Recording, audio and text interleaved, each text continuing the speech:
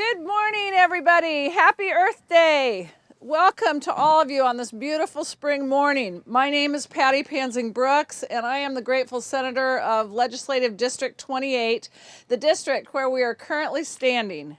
On this Earth Day, we want to meet and remember to honor our earth, our water, our air, and our trees. Lincoln has a long history of being recognized as a Tree City USA, as do many of the communities across our state. All you need to do to realize what an important role trees play in the beauty of Lincoln and the rest of our state is to look around you. I want to express my gratitude to the forethought of those who planted trees long before us so that we could enjoy this beautiful canopy that our trees provide. I hope that we have as much wisdom to ensure that those who come after us will enjoy the same benefits. Unfortunately, we are faced right now with the possibility of losing many of these beautiful trees. The emerald ash borer is an exotic beetle that was discovered in southeastern Michigan near Detroit in the summer of 2002. It was probably brought to North America from Asia in packing materials during the mid-1990s. It is a devastating but beautiful insect that is killing millions of ash trees across the Northeast. The emerald ash borer is on our borders currently, if not already within the state. It is only a matter of time before we discover that insect here. The emerald ash borer is a tremendous problem because of the destruction that it causes. Well over 50% of our ash trees will be lost within the first 10 years, and nearly 100% of the ash trees will be lost within the first 15 years of its appearance in our state. The bill I introduced this year, LB 461, seeks to appropriate funding for a program to help communities across the state to address this devastating problem. The Nebraska Forest Service estimates that the cost of removal and disposal of the trees to be over $1,000 per tree, and further estimates that there are approximately 250,000 ash trees in our public properties across the state.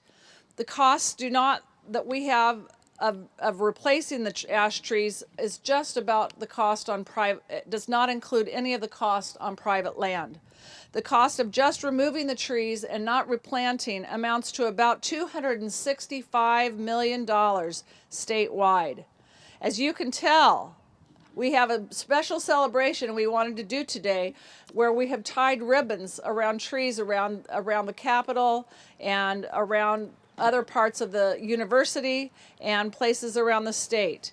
And we have a significant number of trees. If you look down Goodhue Avenue, just south of the Capitol, we have many trees that will be lost if we don't take action. We must all come together to address this problem as a state in our cities and in our neighborhoods. I would like to thank the fabulous children at McPhee Elementary, some of whom are here with us today, who took time yesterday to learn about this insect and to do more to help our citizens understand what will happen, because most people when we talk about it have no idea which is an ash tree. So these kids helped us by tying the green ribbons around the ash trees so that we would have a better understanding, a visual understanding of the devastation that this insect will cause to our community just right around here in the Capitol. So I want to thank the kids right now for their wonderful help and for coming with us today, because of course they add the brightness and the fun. So yay, McPhee! Thank you all. And I'd like to thank the rest of you for coming out and participating. I hope you will contact your senators and other public officials in support of this important bill and the importance of educating our citizens about the devastation of the ash trees that is coming. And now I'd like to introduce Dr. Scott Josiah with the Nebraska State Forest Service, a brilliant man who will tell you more about our ash trees. Happy 45th Earth Day, everybody.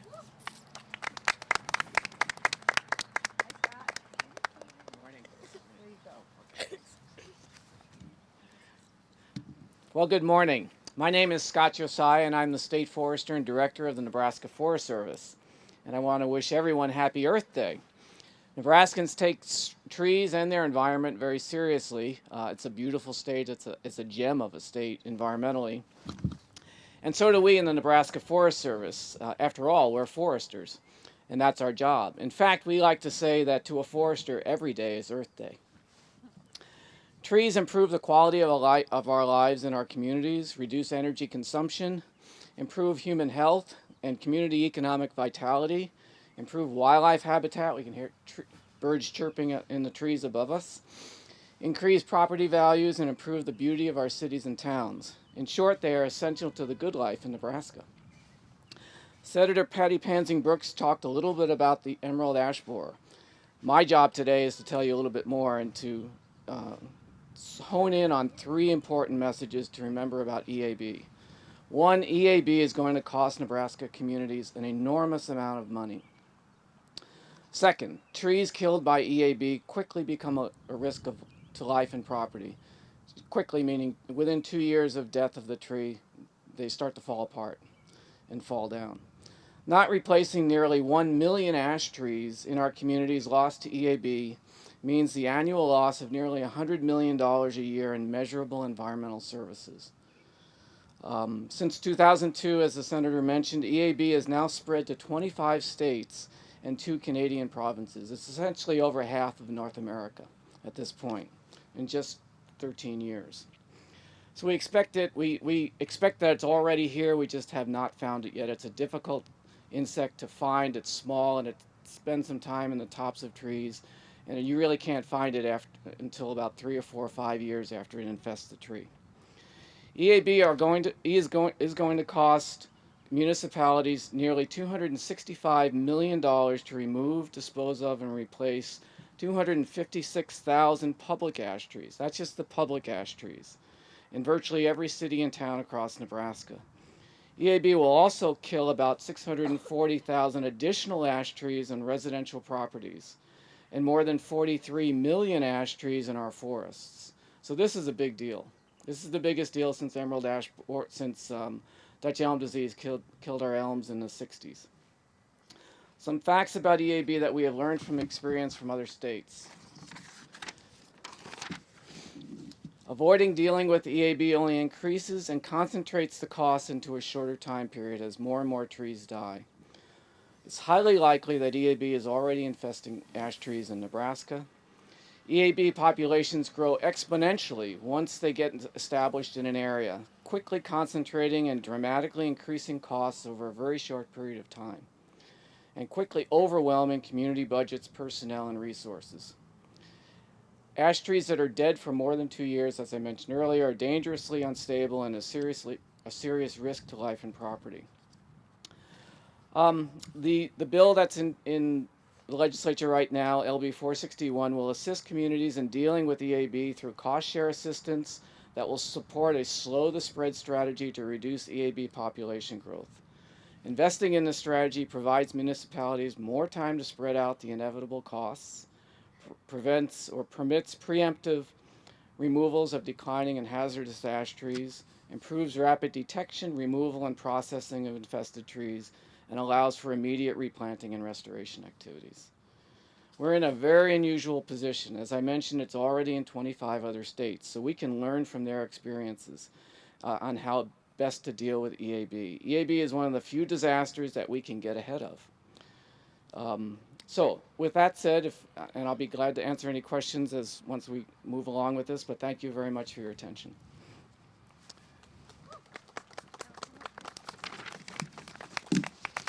Good morning. My name is Lynn Johnson. I am the Parks and Recreation Director here in Lincoln, and I want to talk a little bit about why we put these green ribbons on the trees. We are standing under a very large Marshall seedless ash. As you can see and as are probably aware, ash is very well adapted to growing all across the state, including here in Nebraska. So these trees have been extensively planted here in Lincoln, as well as other communities throughout the state. And also green ash is a native ash tree, and so we have native green ash in our forests across the state.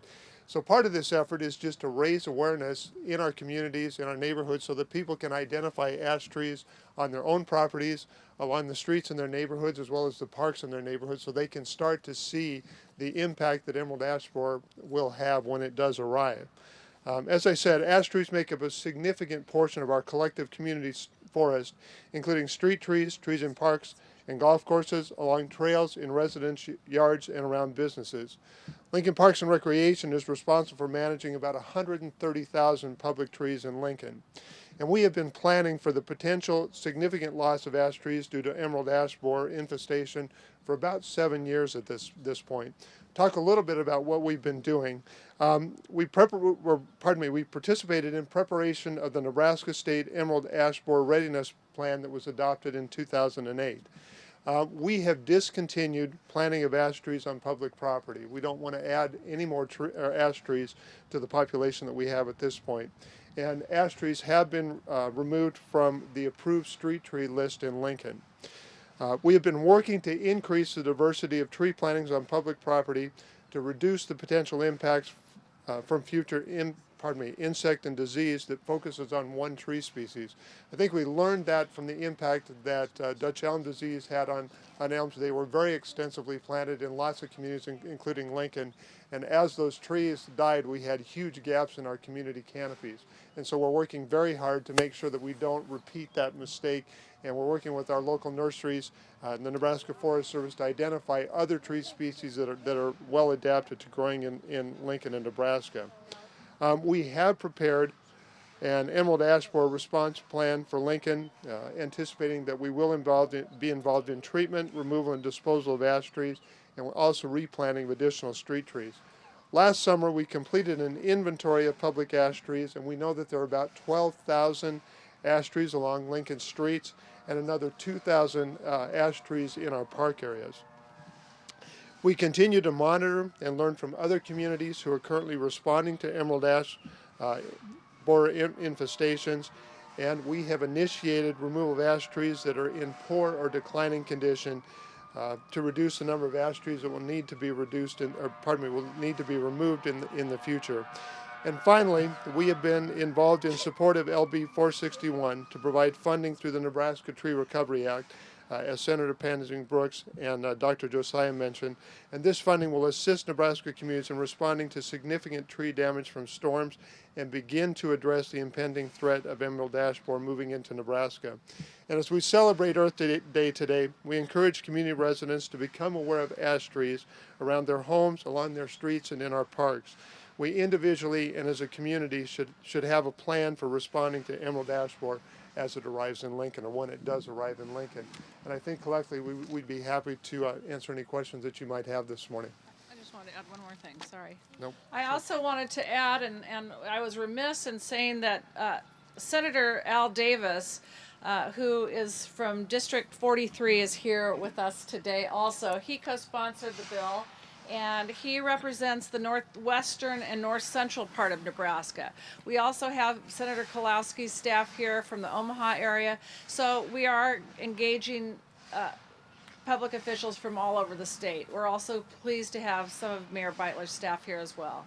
Milo Mumgard, who runs who's the aide on ecological and all sorts of important things that make sure that our communities are safe and healthy. So sorry I don't have your correct title, Milo. Anyway, so thank you all for coming. We're happy to answer any questions. I better bring up the guys who know all the answers. So. Thank you, Al, too, for coming, Senator Davis.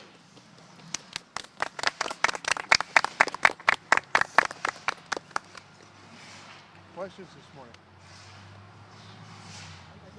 How can we slow down the progression of this? I mean, you can do things to kind of prepare for, but how do you what would you do to slow down Let me take that. the spread of this?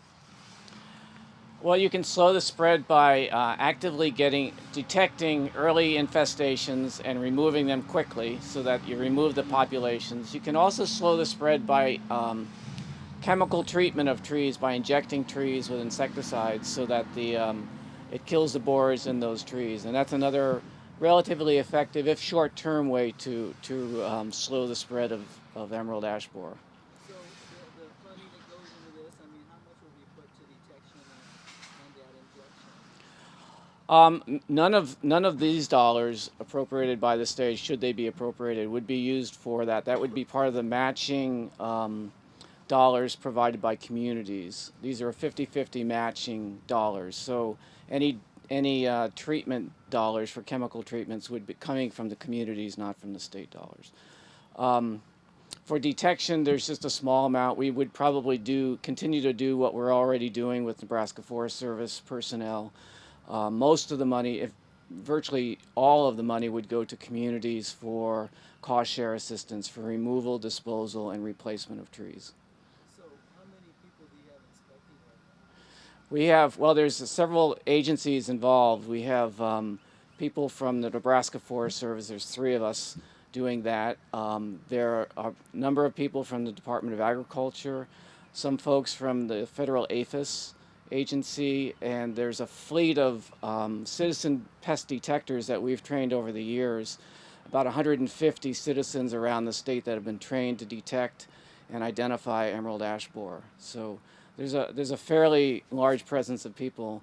Plus, we've trained a lot of arborists and landscape folks throughout the state. So there's a number of people that are well trained and looking for this insect.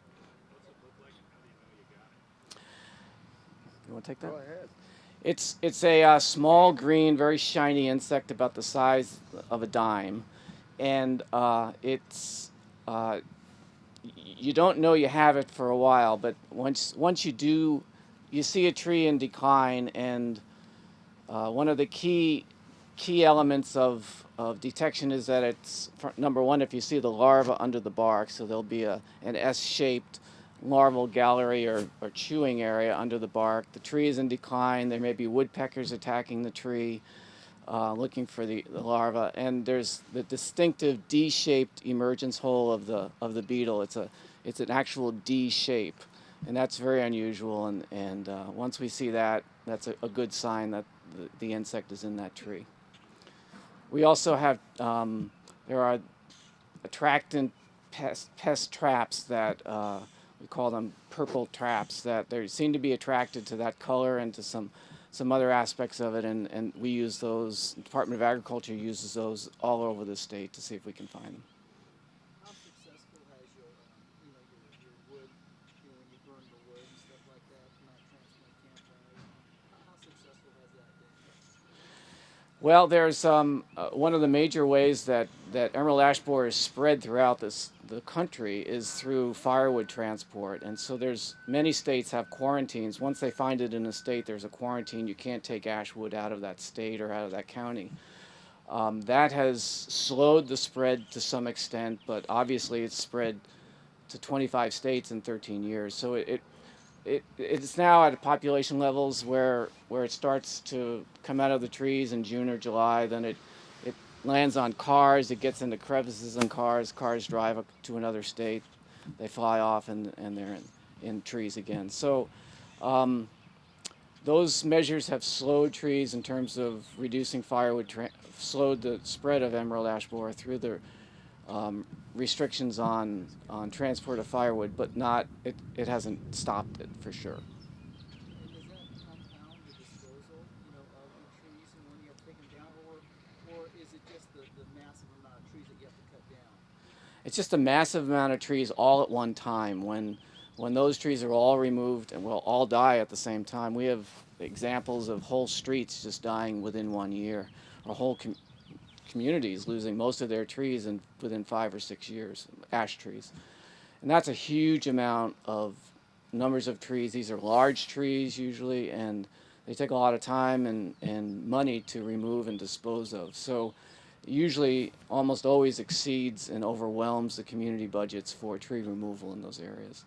The Nebraska Forest Service is working on a number of projects to increase utilization of wood that would be coming from these trees for wood heating and cooling of large facilities like the Lee Lodge in Nebraska City, run by the Arbor Day Foundation, Chadron State College, Nebraska College of Technical Agriculture at Curtis are all heated and cooled with wood. So we're looking at getting other facilities online in the interim so that when we start losing a lot of trees, we'll have a place for all that wood to go.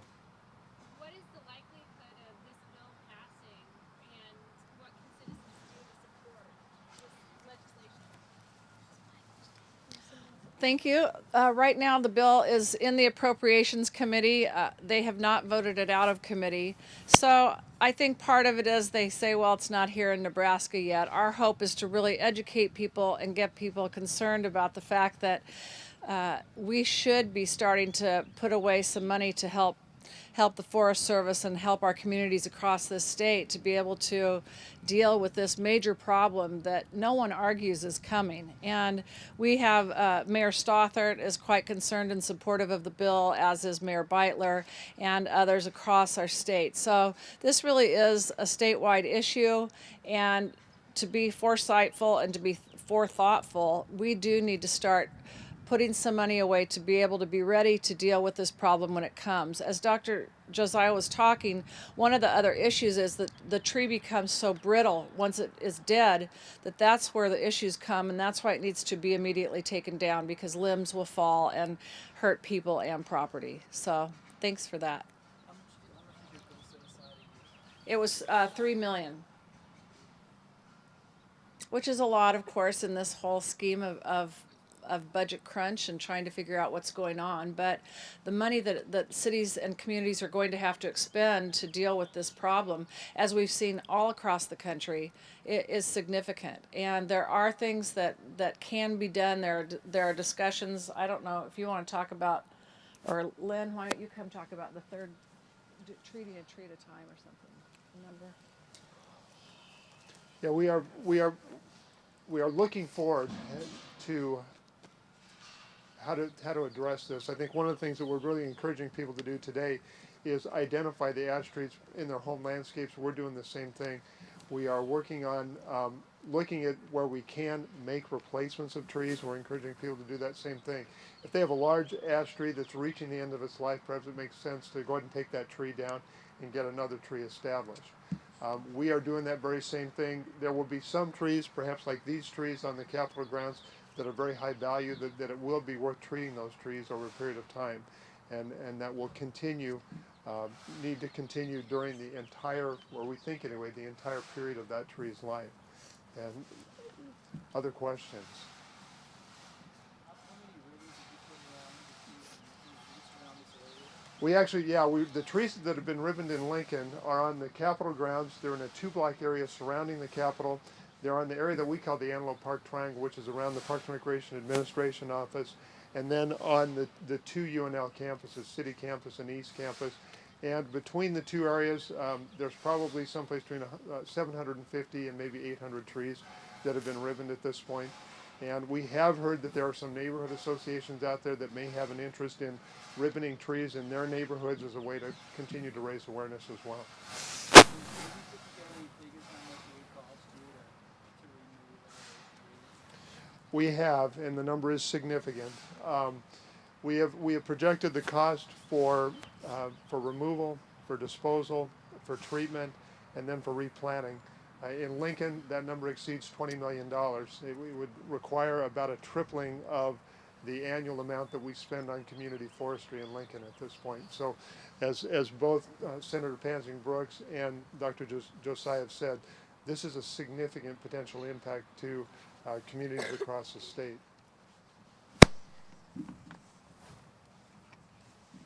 Any other questions this morning? There we go. Like, could we start a donation or something? Oh, that's so nice. Yeah. The question was, could we start a donation program? And actually, here in Lincoln, we do have a program that we call 2 for Trees. And it is an opportunity for community residents to add $2 to their Lincoln water system bill. We collect all those dollars, and then we do use those dollars to replant trees and help establish trees throughout the community. So yeah, if students throughout schools in Lincoln wanted to start to take up a collection, we could collect those dollars, and then we would have dollars to do tree replacement. It's a great idea. Thanks for the suggestion. What a brilliant idea. Yeah, Out of the mouths of absolutely. babes. Whoa, Absolutely. good job. Woo! Wonderful.